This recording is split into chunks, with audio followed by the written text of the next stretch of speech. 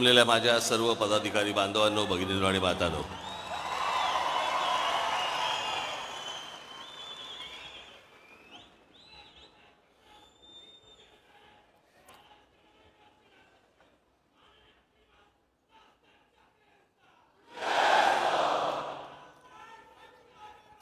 बस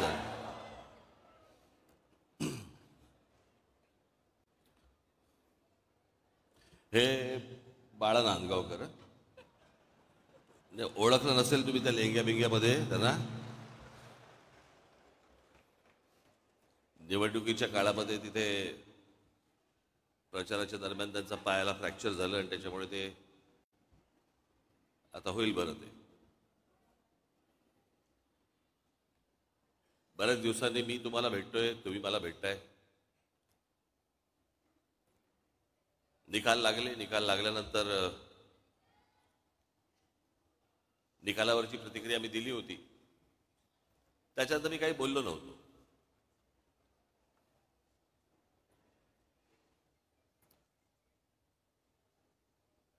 पण शांत आहे याचा अर्थ विचार करत नव्हतो असं नाही.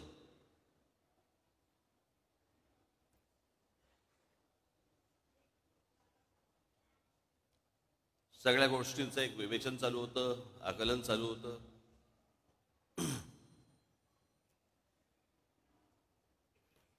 बरेच लोक मला भेटले या सगळ्या गेल्या 2 महिन्यामध्ये, 1.5 महिन्यामध्ये. परवा दिवशी माझ्याकडे ते संभाजी महाराजांवरचे चित्रपट करणारे लक्ष्मण उतेकर दिग्दर्शक ते आले होते. उत्तम दिग्दर्शक.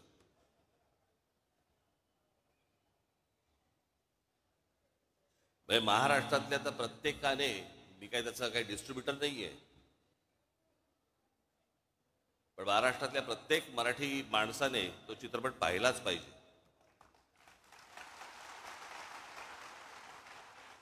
कारण आमचे शिवछत्रपती ही प्रेरणा आहे. संभाजीराजे आमचे हे बलिदान आहे.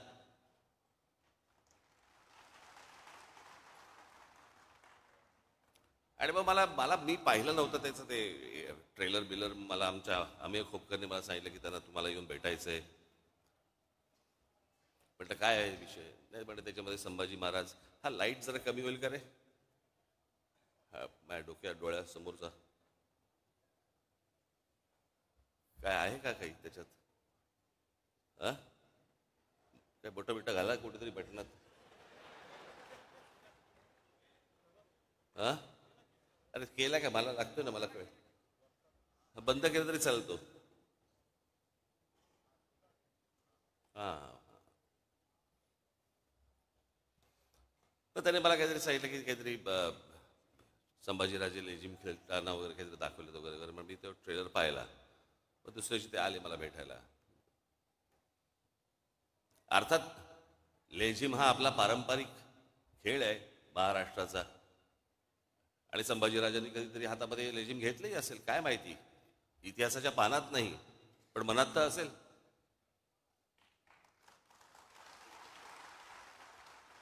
पण मी त्यांना म्हटलं त्यात त्या गाण्यावरनं म्हटलं चित्रपट पुढे सरकतोय का की नुसतं गाणं आहे सेलिब्रेशनचं. तर बोला नाही सेलिब्रेशनचं. म्हटलं मग कशाला चित्रपट कशाला स्टेकला लावताय. आपल्याकडे काय हल्ली सगळ्यांनाच इतिहास समजायला लागलाय. सगळेच इतिहास तज्ज्ञ झालेले आहेत. सगळ्यांच्याच एकदम भावना उफाळून येतात सगळ्या बाबतीत. पण म्हटलं काय आहे, म्हटलं चित्रपट पाहायला लोक जेव्हा जाणार त्यावेळेला औरंगजेबाने केलेले जे अत्याचार आहेत ते डोक्यात ठेवून म्हटलं ज्यावेळेला लोक जातील आणि म्हटलं ट्रेलरमध्ये काहीतरी लेझिम बिझिम नाचतात बिस्तार, म्हटलं काढून टाका. म्हटलं ते म्हटलं उद्या असं आपण पकडूया. म्हटलं नंतर मी कोणाशी तरी नंतर बोलत होतो. म्हटलं रिचर्ड ॲटनबरोबर ज्यावेळेला महात्मा गांधी पिक्चर केला, आपल्या डोळ्यासमोर महात्मा गांधीचे काही काही आंदोलन येतात. पण चित्रपट पाहायला गेलो असताना आपल्याला असं एका सीन मध्ये दिसलं की महात्मा गांधी दांडिया खेळतात. कसं वाटलं असतं आपल्याला. खरं तर दिग्दर्शकाला टाकायचा पण असेल सीन, पण महात्मा गांधींच्या हातात एकच काठी असल्यामुळे दांडिया खेळता नाही आला. 2 घेऊन असे चालले असेल तर कदाचित आला असतं सीन, माहित नाही आपल्याला.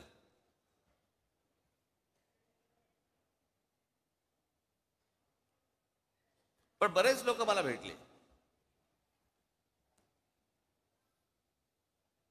म्हणजे निकाल लागल्यावरती, निवडणुकीचा निकाल लागल्यावरती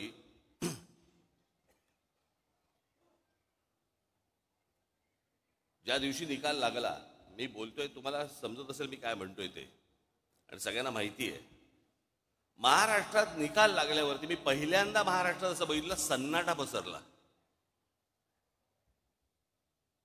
ज्या प्रकारचा जल्लोष व्हायला पाहिजे होता, ज्या प्रकारची गोष्ट व्हायला पाहिजे होती, मिरवणुका काय सगळं सन्नाटा आलो, कारण लोकांमध्येच संभ्रम होता, हे काय आहे, हे कसं झालं, असा कसा निर्णय आला.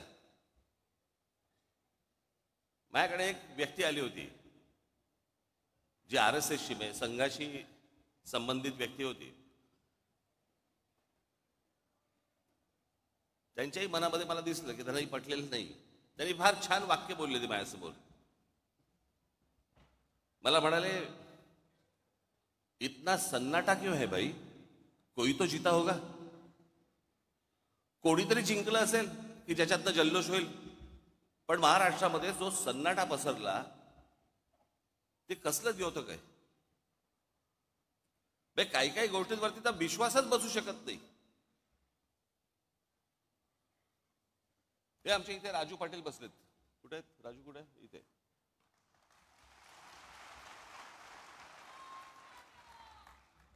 त्यांचं एक गाव आहे, गाव पाटलांचंच गाव, म्हणजे तिकडे त्यांनाच मतदान होतं.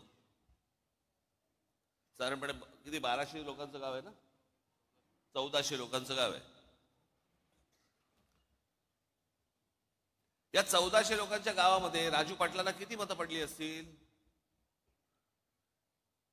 अख्खं सगळं मतदान, दरवेळेला त्यांना मतदान होतं. पहिल्यांदा त्यांचे भाऊ उभे होते त्यावेळेला त्यांना मतदान झालं, ते उभे होते त्यावेळेला मतदान झालं, ज्यावेळेला ते खासदारकीला होते त्यावेळेला मतदान झालं, सगळीकडं. त्या गावातनं किती मतदान झालं असेल राजू पाटलांना? किती मतं पडली असतील? एक पण नाही.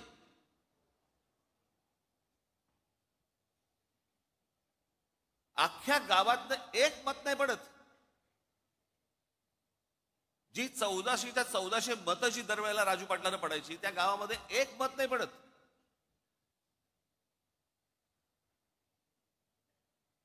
आपल्यातला एक मराठवाड्यामधला आपला एक पदाधिकारी आहे जो तिथे नगरसेवक आहे. नगरसेवक असताना, म्हणजे नगरसेवक जेव्हा झाला त्यावेळेला त्याला त्याच्या भागातनं 5,500 मतदान आहे. 5,500 त्याच्या भागातनं.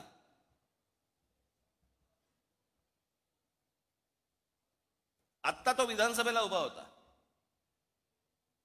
त्याला त्याच्या वॉर्डामध्ये नगरसेवक पदासाठी म्हणून त्याला 5,500 मतदान झालं होतं. आत्ता विधानसभेच्या वेळेला त्याला किती मतदान झालं असेल? विधानसभा 2,500.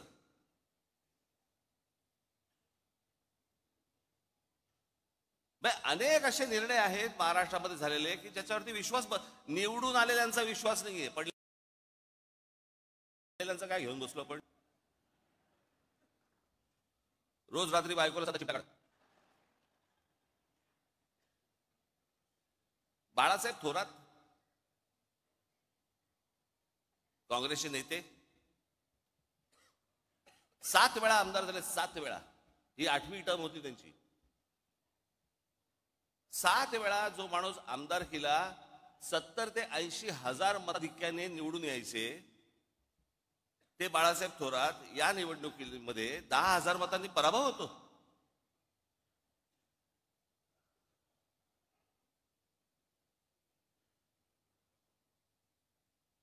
उद्या अनेक लोक बोलतील की राज ठाकरेंचा पराभव झाला म्हणून त्याच्यामुळे ते हे बोलतायत. मी काय बोलतोय? अख्खा महाराष्ट्र बोलतोय.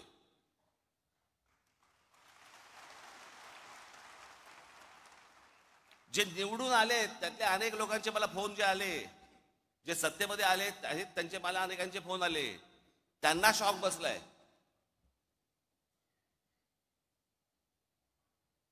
अहो 4-5 जागा येतील, म्हणजे कसं आहे, भारतीय जनता पक्षाला 132 काय जागा मिळाल्या वगैरे वगैरे, चला ठीक आहे. मागच्या वेळेला पण त्यांना काहीतरी 100 काय किती जागा होत्या? 105च्या आधी नाही 117ला होत्या, 122 काहीतरी, 122 काहीतरी जागा होत्या 2014ला. ठीक आहे, आपण समजू शकतो. चला 132. अजित पवार 42.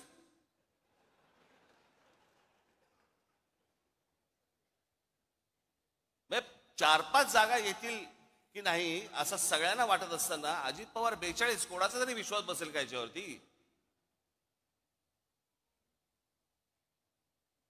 आणि जे इतकी वर्ष या महाराष्ट्रामध्ये राजकारण करत आले, ज्यांच्या जीवावरती हे अजित पवार, भुजबळ बिजबळ सगळेजण मोठे झाले, त्या शरद पवारांना 10 जागा मिळतात.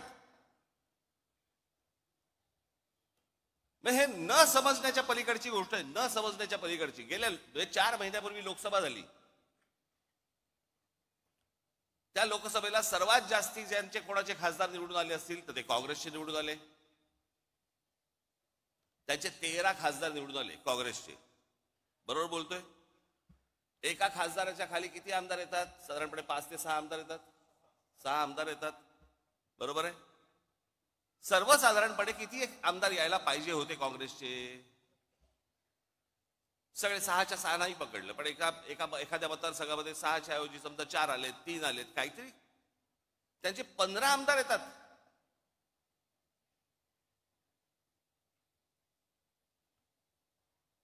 शरद पवार साहेबांचे 8 खासदार निवडून आलेत. 8 खासदार, त्यांचे 10 आमदार येतात. आणि लोकसभेला ज्या अजित पवारांचा 1 खासदार निवडून आलाय तिथे 42 आमदार येतात.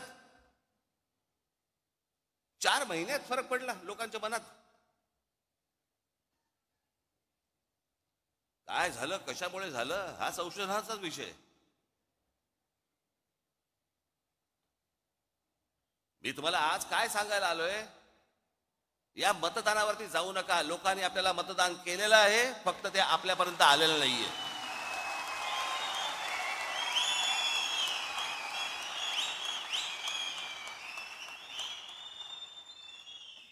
तुम्ही असं कुठेही मनामध्ये धरू नका की लोकांनी आपल्याला मतदान केलं नाही. लोकांनी मतदान केलं, पण ते केलेलं मतदान कुठेतरी गायब झालं.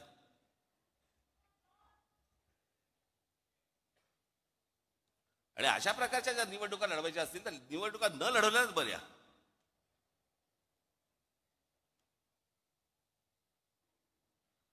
अर्थात ही पण गोष्ट निघून जाईल. कोणी कुठच्या गोष्टीचा अमरपट्टा घेऊन आलेला नसतो. अशा गोष्टी होत असतात.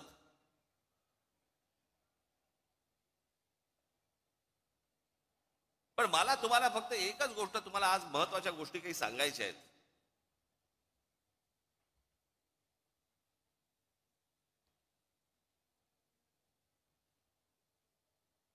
की ज्या गोष्टी तुम्हाला पक्षाने आजपर्यंत ज्या तुम्हाला सांगितल्या, ज्या आजपर्यंत पक्षाने ज्या गोष्टी केल्या, जी आंदोलनं केली, ज्या गोष्टींचे निर्णय लागले, या गोष्टी कुठेतरी तुम्ही पण सतत लोकांसमोर मांडत राहिले पाहिजेत.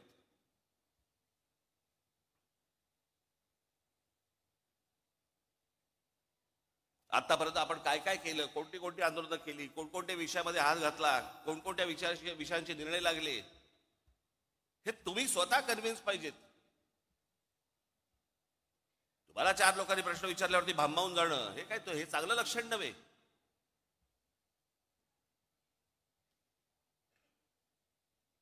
म्हणून मी आज तुमच्यासाठी काही गोष्टी इथे आणल्या आहेत मुद्दामून, ज्या तुम्ही लक्षात ठेवल्या पाहिजेत. माझं भाषण संपल्यानंतर ज्या वेळेला ते येईल, कुठेतरी युट्यूबला येईल, तेवढा पोर्शन तुम्ही कट करून ठेवला पाहिजे. सतत तुम्ही त्या गोष्टी ऐकल्या पाहिजेत, बघितल्या पाहिजेत.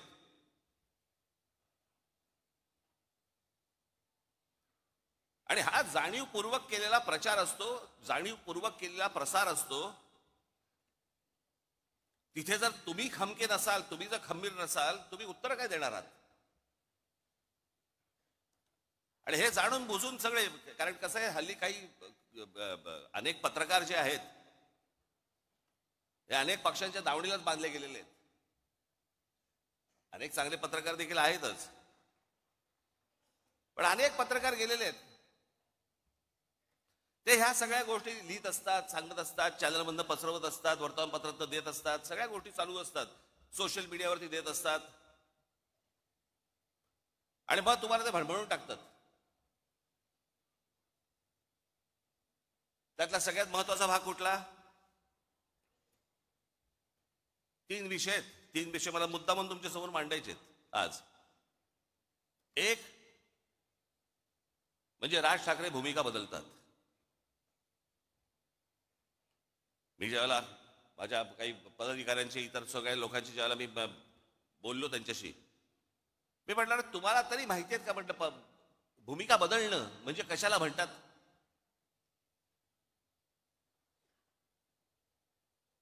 मी आज मुद्दा म्हणून तुमच्यासाठी काही गोष्टी इथे आणल्या आहेत.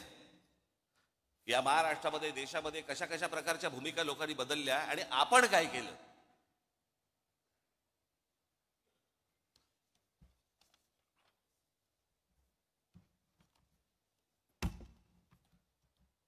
थोडा मागे जातो, नंतर मध्यात परत येतो. मी काय सांगतोय तुम्ही नीट ऐका. या देशाला ज्या वेळेला स्वातंत्र्य मिळालं, त्या स्वातंत्र्य मिळाल्यानंतर पहिली निवडणूक या देशामधली ही 1952 साली झाली. आणि ह्या 52 साली ज्या वेळेला ही निवडणूक झाली, त्यावेळेला नुकताच राष्ट्रीय स्वयंसेवक संघाचा म्हणून त्यांचा एक पॉलिटिकल विंग ही जन्माला आली. तिचं नाव जनसंघ.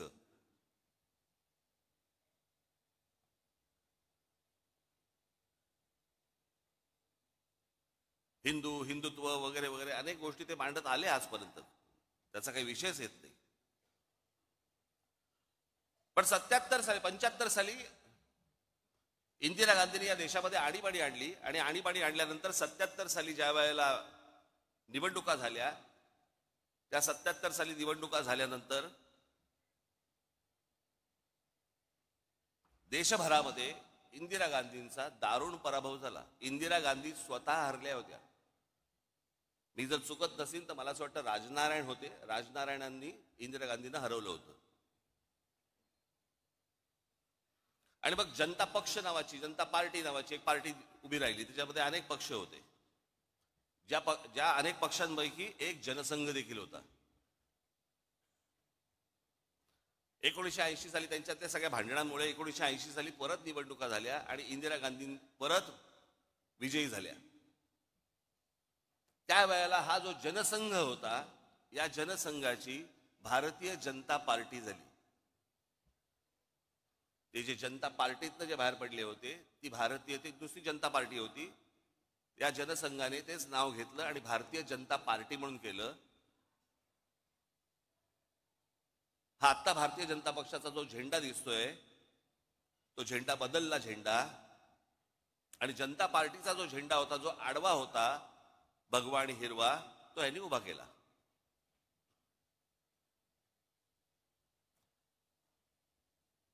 आणि हिंदुत्व या विषयावरती आजपर्यंत जे जनसंघाने ज्या गोष्टी केल्या, 80 साली ज्याला भारतीय जनता पक्ष म्हणून जेव्हा झाला, भारतीय जनता पार्टी म्हणून जेव्हा झाली, त्यावेळेला अटल बिहारी वाजपेयी त्याचे अध्यक्ष झाले. आणि त्यांनी संपूर्णपणे पक्षाची भूमिका बदलली आणि गांधीवादी समाजवाद यापुढे आम्ही पाळू, ही भूमिका घेतली. गांधीवादी समाजवाद.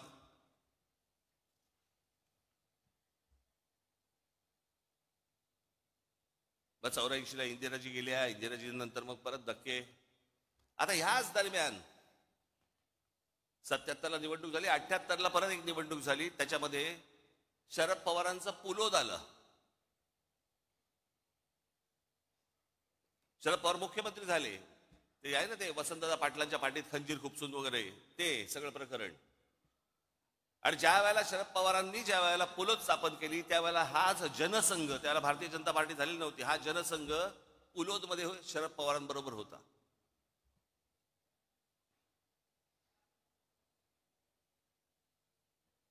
मी काय सांगतोय तुमच्या लक्षात येईल मी आता. आणि आता हे जे सगळं चालू आहे ना, हा ह्याला भेटला, तो त्याला चोरून भेटला, तो त्याला हे भेटला, हे तर उघडपणे सुरू होतं.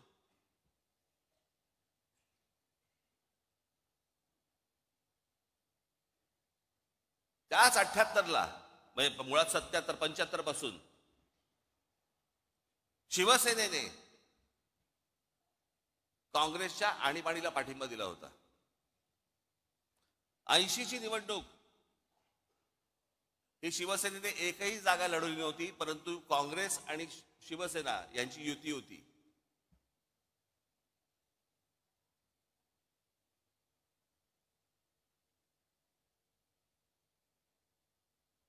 शरद पवार त्याच्यात 80 साली त्यांचं सरकार बरखास्त केलं इंदिरा गांधींनी. 6 वर्ष काही नव्हते. 84ची एक निवडणूक झाली. मग 86 साली शरद पवार परत काँग्रेसमध्ये त्यांनी प्रवेश केला संभाजीनगरला राजीव गांधींच्या समोर. मग ते काँग्रेसमध्ये आले. जनता पक्ष बाहेरच राहिला.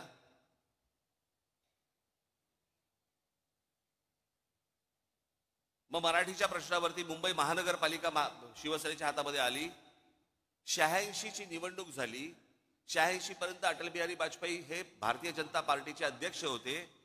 86ला पहिल्यांदा पार्ल्याची निवडणूक झाली आणि या देशातली पहिली निवडणूक जी हिंदुत्वावरती जिंकली गेली, ज्याच्यातनं अटल बिहारी वाजपेयींना बाजूला केलं आणि परत भारतीय जनता पार्टीने हिंदुत्वाचा नारा सुरू केला. त्यांच्या लक्षात आलं हिंदू हिंदू म्हणून मतदान करायला लागला.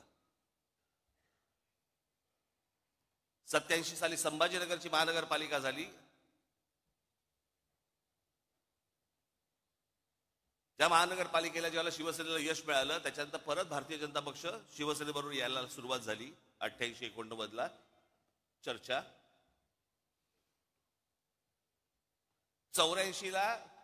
1984ला शिवसेना भारतीय जनता पक्ष युती झाली होती आणि शिवसेनेचे 2 खासदारकीचे उमेदवार हे कमळावरती उभे होते, मनोहर जोशी आणि वामनराव महाडिक.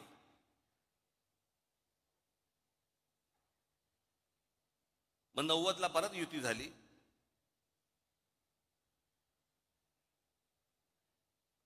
ला परत शरद पवार मुख्यमंत्री झाले. मग 95ला परत भारतीय जनता पक्ष शिवसेना युती झाली. युतीतलं सरकार आलं. 99ला परत तीच काँग्रेस सोडून शरद पवार बाहेर पडले आणि 99चे रिझल्ट लागल्यावरती 2 महिन्यात एक दीड महिन्यामध्ये शरद पवार त्यांची काय राष्ट्रवादी काँग्रेस आणि काँग्रेस परत युती झाली. ज्या काँग्रेसला शिव्या घालून ते बाहेर पडले होते त्यांच्याच बरोबर दीड महिन्यात युती झाली. हे मी तुम्हाला का सांगतोय? या सगळ्यांनी आपापसात प्रत्येकाच्या स्वार्थासाठी सगळ्यांनी आपापल्या भूमिका बदलल्या. इथे मी कोणत्या स्वार्थासाठी भूमिका बदलली हो?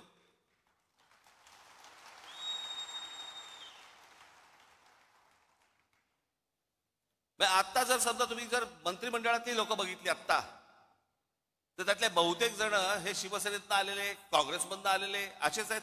यांचंच सगळं सरकार बनलेलं आहे. यांना हे पत्रकार विचारायला जाणार नाहीत का भूमिका बदललीत, पण तुमच्या कानात बरोबर ते घालत बसणार भूमिका बदलली, भूमिका बदलली. आणि हल्लीचे जे पत्रकार आहेत त्यांचा तर किती गाढा अभ्यास असतो, तर म्हणजे धन्यच आहेत ते.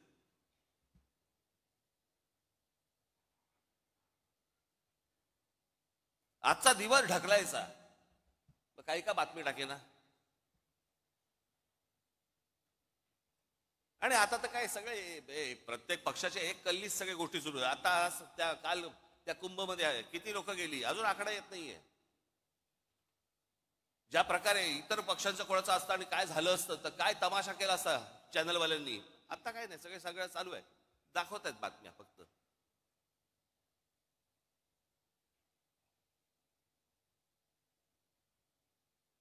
आणि मग काय गोष्टी पेरायच्या की राज ठाकरेंनी पहिल्यांदा नरेंद्र मोदींना पाठिंबा दिला, मग त्यांच्या ते विरोधात बोलायला लागले आणि मग परत त्यांनी सपोर्ट केला. का केला? कारण त्यांच्या मागे ईडी लावली, माझ्या मागे ईडी लावली.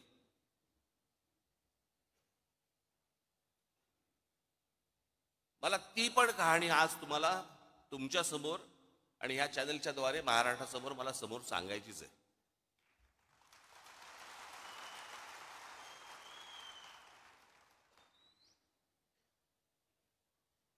मी जे आता तुम्हाला जे सांगणार आहे इथे समोर बाजूला इथे समोर महाराजांचा पुतळा आहे. त्याच्या समोर मी जे सांगीन ते शपथपूर्वक सांगीन.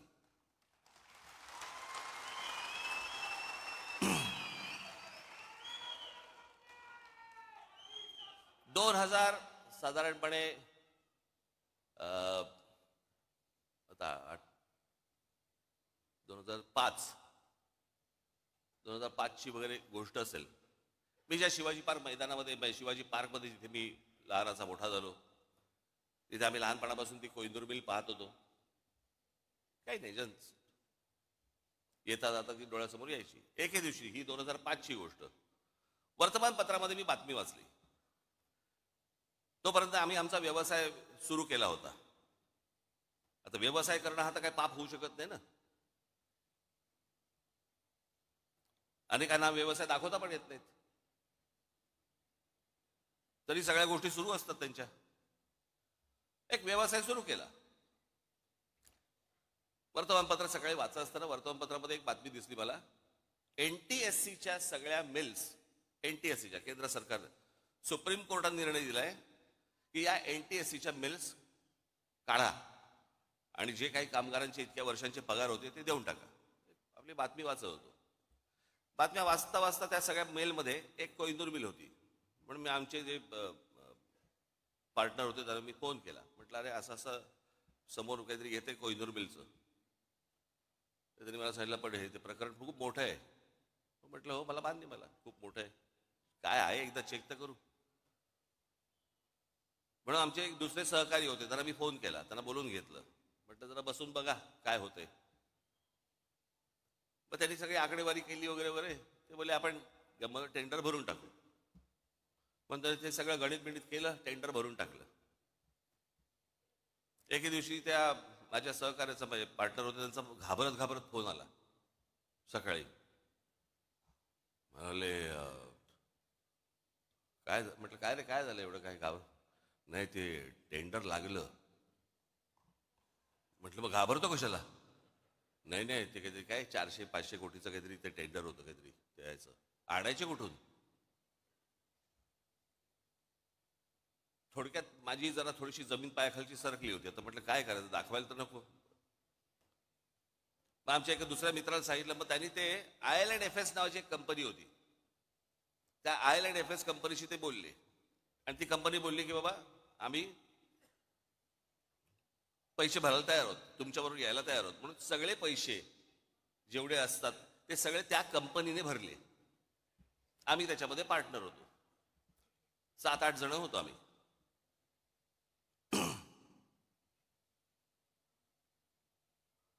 झालं सगळं सुरू. परत त्याला ब्रेक आला. परत ती केस काहीतरी कोर्टामध्ये गेली आणि सगळ्या परत मिल त्या अडकल्या. परत त्याच्यामधनं 1 वर्ष 1.5 वर्ष गेलं आणि मग त्याच्यानंतर ते सगळं परत 1.5 वर्षांचं सुरू झालं. त्या दरम्यान मी आमच्या सहकार्यात म्हटलं बाबा हे पांढरा हत्ती हा आपल्याला झेपायचा नाही, आपण यातनं बाहेर पडू. मग माझ्याबरोबरचे अनेक जे काही माझे पार्टनर जे होते ते बोलले की आपण नाही आपल्याला हे झेपणं नाही, काम नाही आपलं, आपण आपल्याला बाहेर पडू. म्हणून आम्ही आमचा स्टेक घेऊन बाहेर पडलो. आमचा स्टेक त्याला दिला आणि त्याचे पैसे घेऊन आम्ही बाहेर पडलो. ही गोष्ट आहे 2000 मला असं वाटतं 8ची. त्याच्यानंतर आमचा विषय संपला. ज्या दिवशी मला ती ईडीची नोटीस आली, मला प्रश्न पडला कसली ईडीची नोटीस, काय आहे काय. मग आम्ही जेव्हा बघितलं त्यात विषय होता कोहिनूरचा. म्हटलं आपला काय संबंध याच्याशी आता. मग मला तिकडे बोलवते माणसं मलाशी काय बोलवते हेच मला समजेना.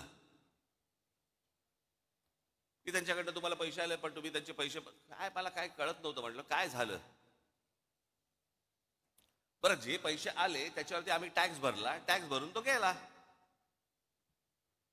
सगळ्यांनीच टॅक्स भरला आणि तो गेला. ती जी कंपनी होती त्याच्यामध्ये टॅक्स भरला, त्या कंपनीने तिकडे टॅक्स भरला, त्यातनं आम्ही बाहेर पडलो. मला ज्या वेळेला ती गोष्ट आली त्यावेळेला मी ज्यावेळेला इन्क्वायरी केली, आमच्या CA ला बोलवलं. म्हटलं काय नेमकं काय झालं सांग मला.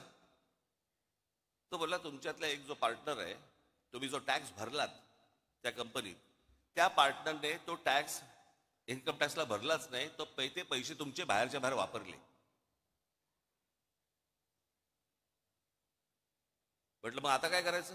म्हणे आता परत टॅक्स भरायला लागेल. आम्ही परत टॅक्स भरून टाकला. जेवढा होता तेवढा परत प्रत्येकाने आपापला टॅक्स परत भरून टाकला. कोण जाईल झंझटीत? विषय संपला. आता एवढ्याशा गोष्टीसाठी राज ठाकरे ईडीला घाबरला आणि मोदींची स्तुती करायला लागला. मला काय देणं घेणं त्या गोष्टींशी? माझ्या डोक्यावरती तलवारी घेऊन नाही मी फिरत.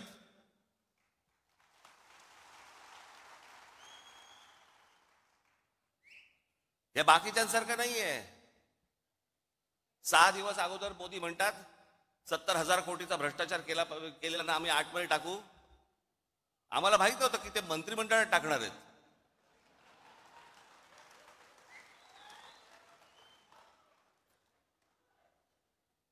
आतमध्ये टाकूचा अर्थ हा होतो हे मला पहिल्यांदा कळलं. किती किती तुम्हाला देऊ मला ह्याच्यामध्ये उदाहरणं या सगळ्या गोष्टींची? हे बघा, आता आपण भारतीय जनता पक्षाने काय काय गोष्टी केल्या ते आपण बघूया. हिम्मत बिस्वा शर्मा, भ्रष्टाचाराचं मूर्तिमंत प्रतीक अशी ज्यांची संभावना भारतीय जनता पक्षाने केली होती, हिम्मत बिस्वा शर्मांची, त्यांना पक्षात घेतलं. नंतर दुसऱ्या पक्षात होते ते, भ्रष्टाचाराचे आरोप केले होते त्यांच्यावरती. त्यानंतर भारतीय जनता पक्षाने पक्षात घेतलं. त्यांना अर्थ, आरोग्य आणि शिक्षणासारखी खाती दिली. नंतर त्यांना 2021 मध्ये मुख्यमंत्री केलं. म्हणजे ज्यांच्यावरती भ्रष्टाचाराचे आरोप केले होते तिथे भूमिका नाही बदलली. हे तुम्हाला पत्रकार नाही सांगणार. मुकुल रॉय,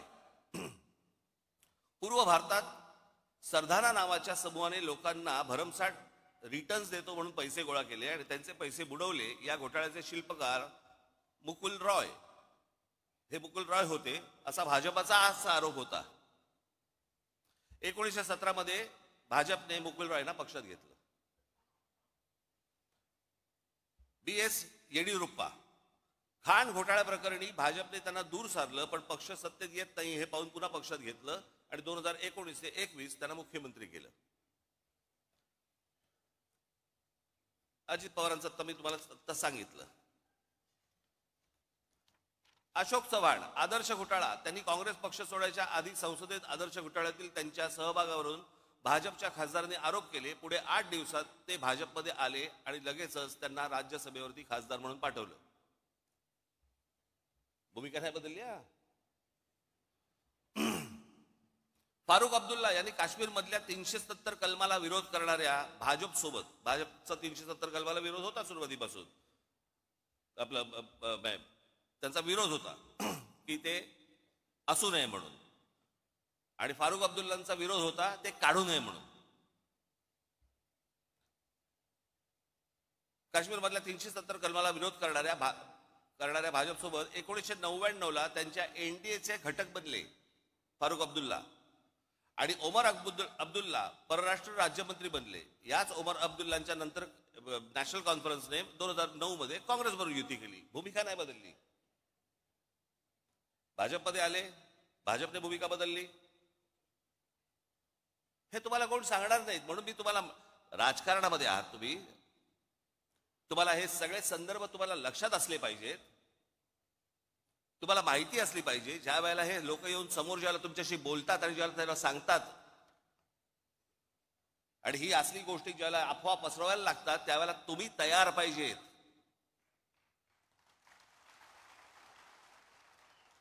गेल्या 50, 60, 70 वर्षाचा इतिहास महाराष्ट्राचा काय आहे, देशाचा काय आहे, कुठे कुठे कुठच्या कुठच्या पक्षाने काय काय गोष्टी केल्या.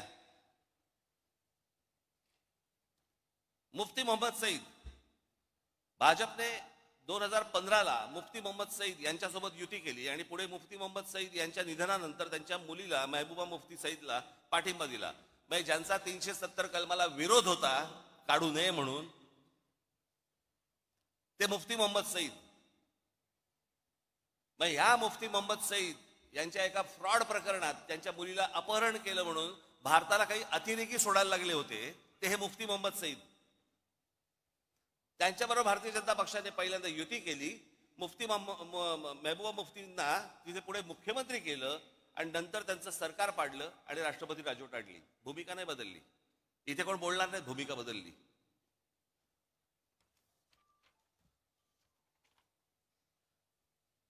आता महाराष्ट्रात येऊ. राधाकृष्ण विखे पाटील आधी काँग्रेसमध्ये, मग विरोधी पक्षनेते होते. पुढे 2022 ते 24 काळात महसूल मंत्री आणि सध्या जलसंपदा मंत्री भाजपमध्ये. हर्षवर्धन पाटील आधी काँग्रेसमध्ये होते, मग ते भाजपमध्ये आले. हर्षवर्धन पाटील भाजपमध्ये आले तेव्हा म्हणाले होते आता शांत झोप लागते.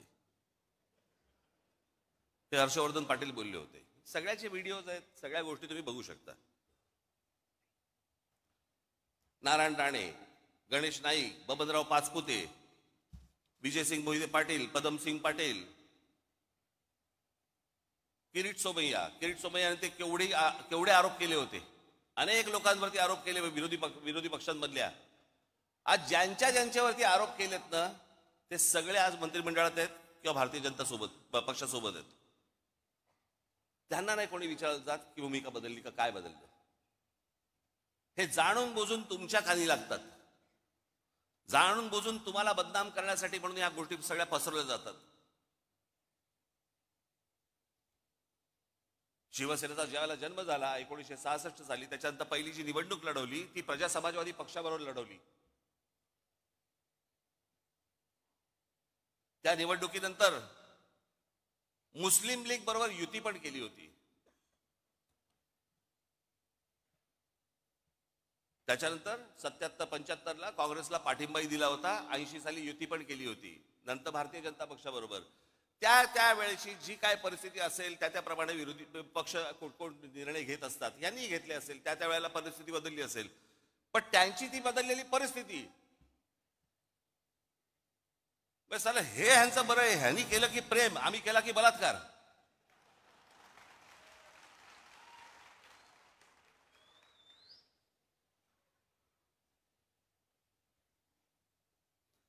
बरं, आता लोकसभेच्या वेळेला ज्या वेळेला नरेंद्र मोदी ज्या वेळेला इथे शिवतीर्थावरती आले होते त्यावेळेला मी त्यांच्या समोर बोललो होतो ना की 2014ची निवडणूक झाली त्यावेळेला मला जे बोलायचं होतं ते मी बोललोय. 2017ची निवडणूक झाली त्यावेळेला मला जे म्हणायचं होतं ते मी म्हणून झालेलं आहे. मी असं काही बोललो का की मी ते काही बोललोच नव्हतो, मी असं काही म्हणालोच नव्हतो, असं काही बोललो का? माझं बोलून झालंय. एकदा सुटलं की सुटलं.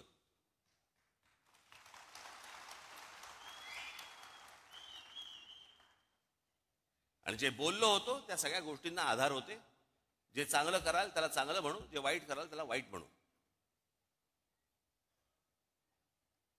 ह्या सगळ्या गोष्टीच्या तुमच्या समोर आणल्या. हे कृपाशंकर सिंग, बबनराव पाचपुते, अजित पवार, हे सगळे देवेंद्र फडणवीसांनी किती लोकांवरती आरोप केले आतापर्यंत? भ्रष्टाचाराचे किती लोकांना बरोबर आरोप केले? कित्येक लोकांवरती जे तुम्हाला आता त्यांच्याबरोबर मंत्रिमंडळात दिसतील. कित्येक लोक तर आता देवदर्शनाला जातात, पूजा करतात, देव पायात ठेवतात की फडणवीस किंवा किरीट सोमय्या कोणीतरी आमच्यावरती आरोप करा. चला, आरोप केल्यावर आतमध्ये जाता येतं.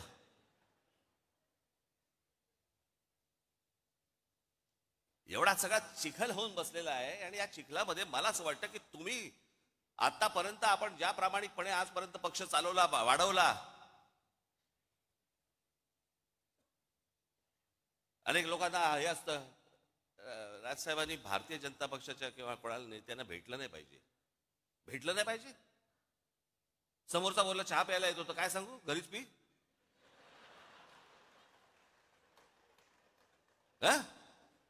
तुम्ही काय वेगळं सांगाल?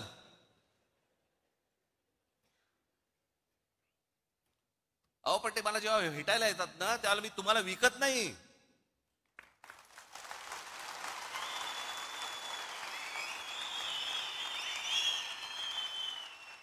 आणि माझा मराठीचा बाणा देखील मी बोथट करत नाही.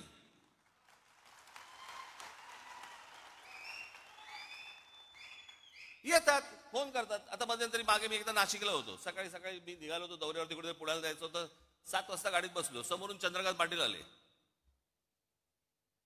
नमस्कार, काय म्हणताय बरं म्हटलं. मुंबईत आलो की येतो चहा प्यायला. ही परिस्थिती तुमच्यावरती आली, काय कराल सांगा मला? कशाला चहा कशाला प्यायचा? काय गरज आहे का चहा प्यायची? काय यायची काय आवश्यकता आहे का? नाही, काय गरज काय या चहा प्यायची? असं सांगू का त्यांना मी? पण एक माणूस स्वतःहून सांगतोय जरा चहा प्यायला येतो, ये म्हणणार ना, अजून काय म्हणणार. एकदा चंद्रकांत पाटील मला भेटायला आले. बरं हे काय करतात, परत ह्यातला प्रॉब्लेम काय आहे, हे बाहेर मग पत्रकार येतात, तिथे जाऊन हे काय बोलतात माहित नाही, आज काहीतरी वेगळंच असतं. बरेच दिवस झाले आपण भेटलो नाही, मागे एकदा लग्नात आपला फक्त भेटणं एवढंच काहीतरी असतं. एकदा चंद्रकांत पाटील माझ्याकडे आले, त्याच वेळेला ते जेव्हा मला नाशिकला बोलले त्यावेळेला मुंबईत आलो की घरी भेटायला येतो. हे मला अजूनपर्यंत कळलेलं नाही. ते माझ्याशी चर्चा करून काय चहा बी खाणं पिणं सगळं झाल्यावरती बाहेर पडले. पत्रकारांनी विचारलं काय झालं, तर आपण काय सांगू, काही नाही, सहज सदिच्छा भेट होती म्हणून सहज भेटायला आलो.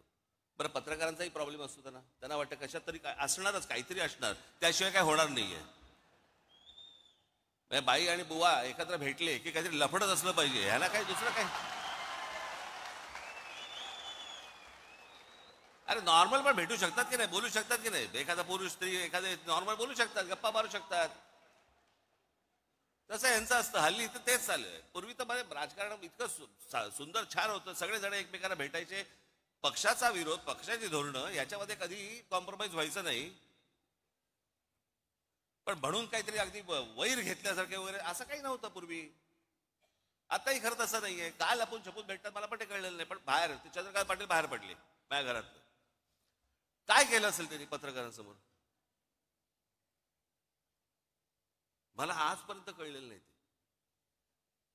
त्यांना प्रश्न विचारला, पाटील साहेब एक तासभर तुम्ही आतमध्ये होतात, काय चर्चा झाली. मला ह्याचा अर्थ नाही कळला. म्हणजे मला त्यांनी कडेवर घेतला होता का काय, ह्याचा अर्थ काय होता हेच मला अजूनपर्यंत कळलं नाही. हे म्हणजे काय,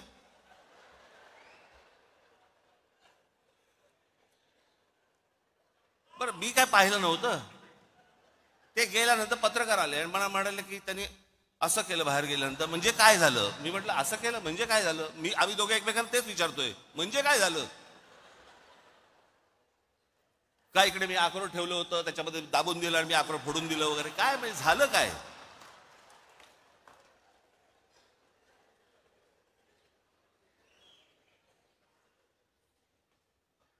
एक गोष्ट तुम्ही लक्षात ठेवा, हे कोण भेटायला आले बिले वगैरे वगैरे, पक्षाची भूमिका आणि तुमचं प्रेम यांच्यासमोर लाचार ठेवणार नाही.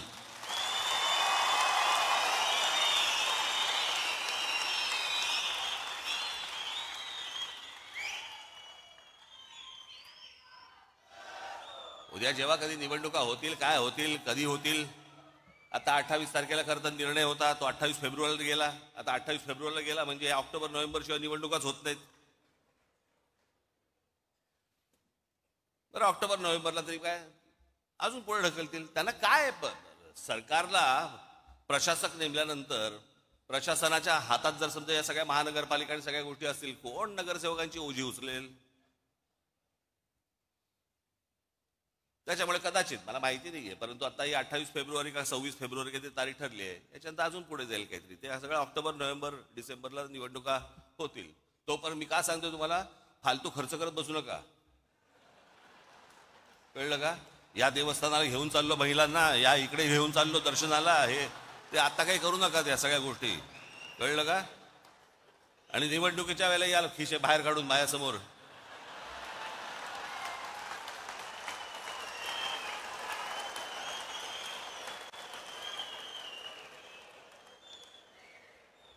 जरा सांभाळून, जरा काय आजूबाजूला चाललंय जरा एकदा बघा बरं का. आज मला तुम्हाला एवढंच सांगायचं आहे, पुढच्या काही दिवसांमध्ये पक्षाला वरपासून खालपर्यंत एक प्रकारची शिस्त आणण्याच्या दृष्टिकोनातून एक आचारसंहिता येणार आहे.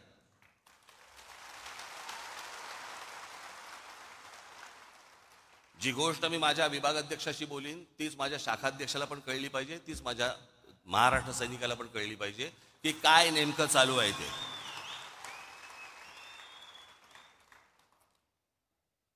पुढच्या साधारणपणे फेब्रुवारीच्या पहिल्या दुसऱ्या आठवड्यापर्यंत त्या प्रत्येकाला बोलवलं जाईल, प्रत्येकाची आचारसंहिता प्रत्येकाला दिली जाईल. नेत्यांची आचारसंहिता, नेत्यांना त्याच्यानंतर तुमची कदाचित काही गोष्टींची नावंही बदलली जातील, पदांची.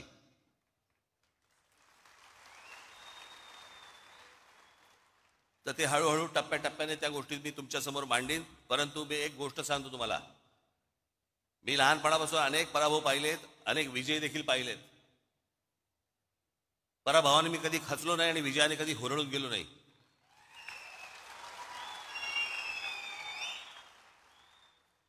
आणि खचलेले पिचलेले असल्या लोकांचं मला नेतृत्व करायचं नाहीये. माझ्याबरोबर राहणार असाल तर ठाम राहा.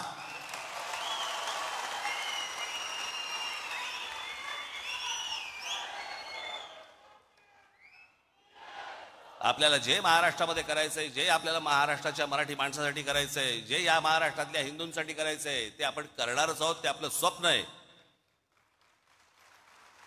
आज नाही, उद्या, उद्या नाही परवा, पण ते होणार म्हणजे होणार, एवढं निश्चित आपण लक्षात ठेवावं.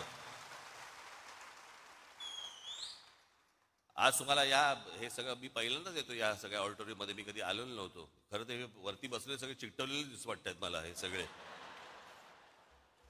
ते प्लॅकार्डचे करतात ना, तसेच दिसतात ते मला सगळ्या. आत ना रे तुम्ही खरंच. हां हां हां. पण आज तुम्ही बऱ्याच दिवसानंतर तुमची भेट झाली. मलाही बरं वाटलं, मलाही आनंद झाला. एका उत्साहात, जल्लोषात, जोशात पुढच्या येणाऱ्या सगळ्या गोष्टी आपण पार पाडायच्या आहेत. घराघरापर्यंत जायचंय, लोकांचा विश्वास संपादन करायचा आहे. जे जे आतापर्यंत पक्षाने केलेलं आहे ते लोकांपर्यंत जाणं गरजेचं आहे.